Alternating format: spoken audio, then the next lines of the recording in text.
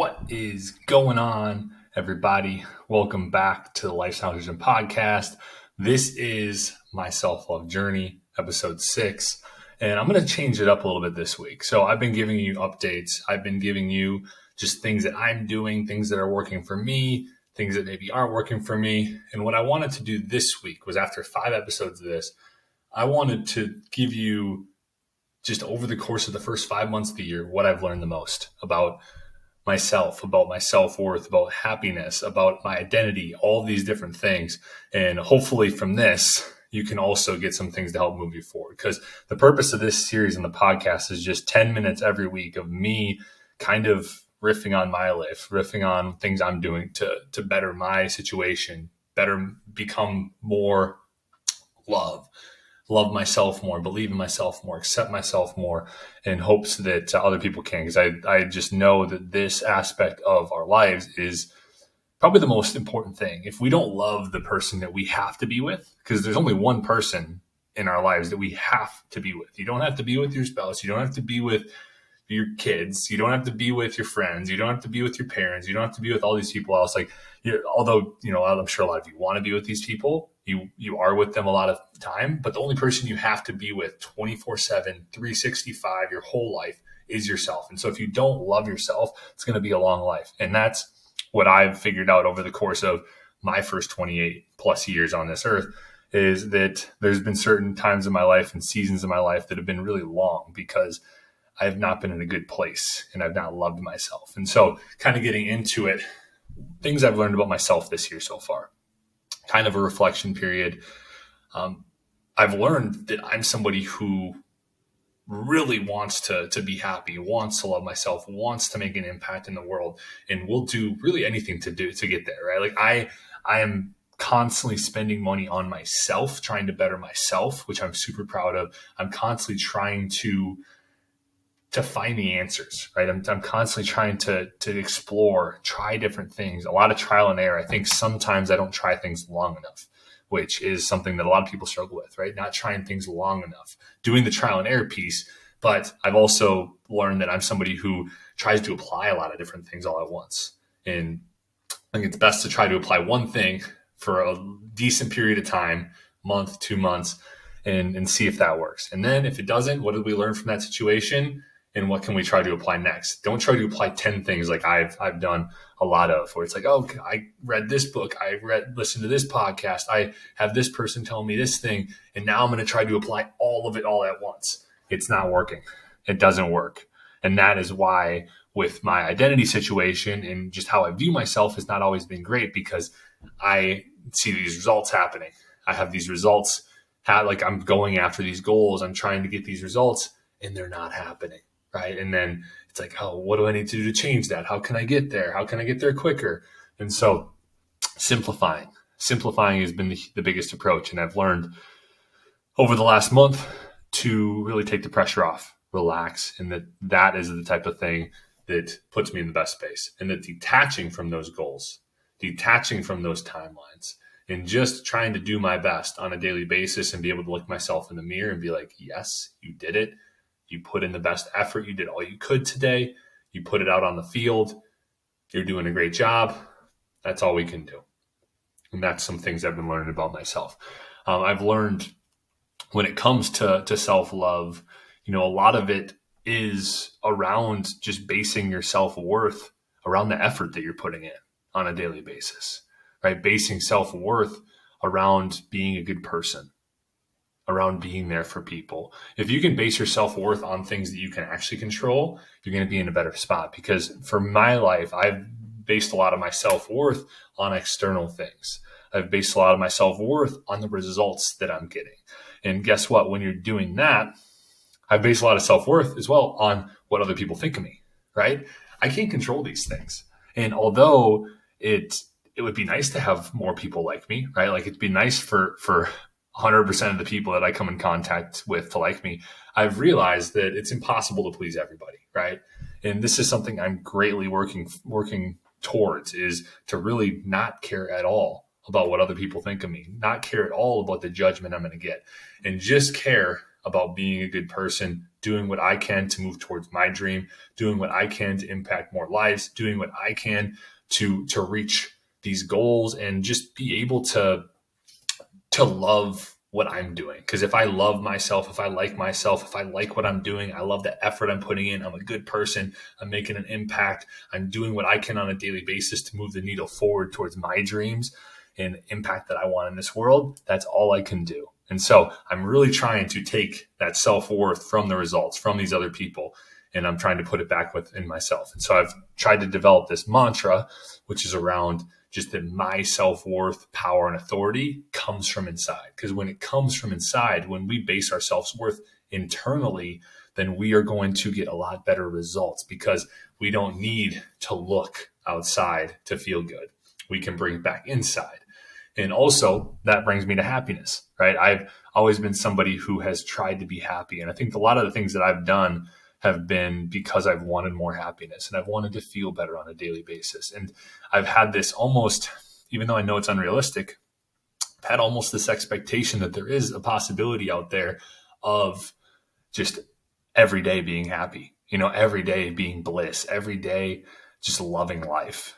And what I've realized is you just wake up some days and you just feel off, right? You don't feel like yourself. You feel a little bit different, and that's perfectly all right.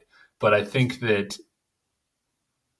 for me, what I've realized about happiness is that it's always been external as well, right? Self-worth has always been external. Happiness has always been something that I thought I had to do things. I had to please people. I had to drink alcohol. I had to do drugs. I had to do this and that, and all of these different things that weren't inside me. And so what I've done is I've tried to forget that external stuff and look for the answers inside, or listen for the answers, because I think we do have the answers. It's just a matter of a lot of us look outside for those answers when they're right inside of us. We sit with ourselves in silence. We go on a walk by ourselves. We remember, I've had some dreams recently that have given me some cool answers about my life. And that's just an awesome thing. When we start just having a little bit less craziness in our life, when we start sitting with ourselves more, when we start just looking within, we can find those answers that we need. But it takes that silence. It takes that slowing down aspect to do that. And so I've realized happiness is not out there. It's right in here. Self-worth is not out there. It's right in here. And all of these things, a lot of the things come down to ourself. And I think that a lot of us are scared to sit with ourselves long enough to find these answers that we need to be our best selves and to love ourselves and to really be able to validate ourselves, because it's easy to look outside for validation. Like I said, it's easy to look outside for self-worth. It's easy to look outside for happiness. But when we take the time to understand, and we do understand, we start to understand that stuff might make us happy in the short term, but doesn't make us happy in the long term, then we start getting somewhere. And that's what I'm after. That's what I've figured out. And when it comes to identity, kind of the last thing is identity. And I've been on this journey for the longest period of time to change my identity. I know that I'm missing things, right? I knew that there's something out there. Like I said, it's in here, right? It's all in here. But I've always known that there's some reason why I can't shift fully into this new identity that's going to allow me to make the impact in this world that I know I'm supposed to make, to find that mission, to find that true purpose that I'm after. Because I know that I'm knocking on the door of my true purpose and what I'm really supposed to be doing in this life. And I know that, it's attached somewhere in the coaching realm. It's attached somewhere in the speaking realm, the podcasting realm, somewhere in change and identity and helping people shift into these people that you want to be, the dream version of yourself, the person that makes the biggest impact in your life. And I'm knocking on that doorstep and I'm trying every day to get there. But I've known, me going through this program and reaching out for help on my identity shifting has been the biggest thing I've done. I've gone through this program. I just finished it. It was huge. I learned so many things. I've learned to detach. I've learned to take the pressure off. I've learned just different tools through my NLP coaching that I'm taking that I can use on a daily basis from my anchor, which just helps feel better, give me more confidence in the moment. Another thing is just like my mantra that I've been using to remind myself that all of this stuff comes from within, that self-worth, that power, that authority that we all want. It comes from inside. We got to stop looking outside. If we can have it, if we can be peace, if we can be happiness, if we can be bliss, if we can be like love, right? Like that is when we start to be our best versions of ourselves. And so kind of comes down to like being the change you want to make, right? Like it's, if you are the change, like it's a lot easier. And that's why like I've been on this journey of identity shifting.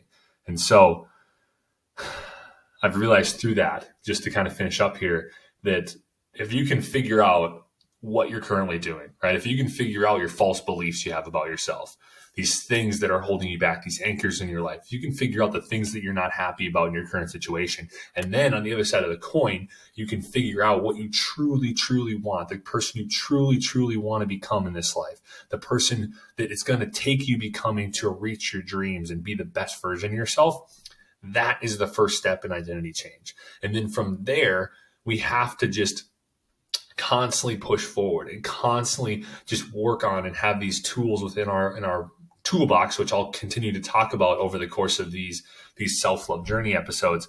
The tools like the anchor, the tools like this protection mechanism and technique that my NLP coach gave me. There's a lot of amazing tools out there that we can utilize to help us love ourselves and help us become the best version of ourselves and help us get back to that identity that we want to step into, because there's going to be constant step backs in our journey, right? We're not going to always, it's never going to be a straight line. I'm constantly getting a little bit somewhere and I'm taking a little step back, and then I'm getting a little bit further and I'm taking a step back, and I'm getting a little bit further and I'm, take a little bit of a step back. And so we are continuing to move forward. And so just never stop. That's what I want to end with this. Never stop trying to get better. Never stop investing in yourself. Never stop trying to be the best version of yourself. You deserve it. You deserve it. Know that's never too late either. I know like some people might be like, I'm too old to do that, right? It's never too old. It's never too old to enjoy your life. If you're not doing something you love, how can you add more things into your day that you actually enjoy doing, that you're passionate about? Because when I'm excited, when I'm doing more things that excite me, when I'm doing more things that I am passionate about, when I'm doing more things that I love, I'm a better version of myself. And I can see it, like my eyes light up and I'm like, oh my God, like, let's do it. Like I'm talking to more people. I'm doing these things. I'm making a bigger impact because I'm passionate. And so find more things that you're passionate about in your life. If you're doing stuff that you hate right now, how can you limit it? How can you eliminate it? How can you move forward? We want to start to get into a place where we have less things and less people in our lives that are bringing us down, less negative things, less negative people. These things are cancerous, right? They spread into our mind. These people start to plant these things in our mind, and we start to believe that we're less than. And so cut these things out, cut these people out, slowly move into that part of yourself, that new identity, that person who you are supposed to become. And I appreciate you all with that, listening to this episode of my self-love journey. If you enjoyed this, if this was helpful, make sure you like, subscribe, rate us on iTunes, on Apple, the same thing, Apple, iTunes, Spotify, YouTube, comment, share this with a friend who needs to hear it. Hopefully this was beneficial. Thanks again for taking some time out of your day to watch this, to listen to this. And I hope you have an awesome rest of the day, and I'll be talking to you soon.